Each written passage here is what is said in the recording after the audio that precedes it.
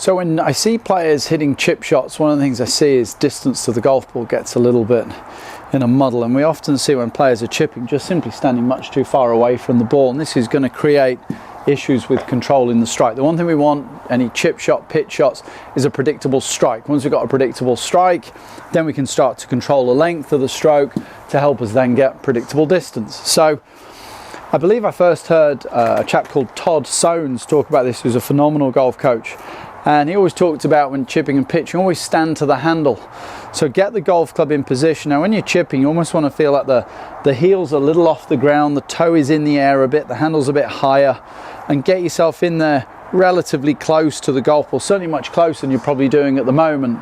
So the idea would be, if you think of the club as normal, let me come around this way first of all. So if you held the club as you would do ordinarily, what Todd would ask you to do would be lift it up 4 degrees, lean it over 4 degrees. Okay, so from this side, place the club on the ground as you would, then lift it up 4 degrees, lean it over 4 degrees. Now take your setup to the club as it is in that position. Now if you haven't done this before, it'll feel a bit weird. That left wrist will feel like it's somewhat uncocked in this condition, which is probably no bad thing for these shorter shots. It's going to help to keep the wrist a little bit quieter and help to eliminate any excessive sort of wrist action. So just think about that for me next time you may be doing some chipping practice. Place the club on the ground ordinarily, lift it up 4 degrees, lean it over 4 degrees, and then set up to the club in that condition, and then try a few little chip shots from there. I think you're going to find from there the strike becomes more predictable. Now you can control your distance a little bit better.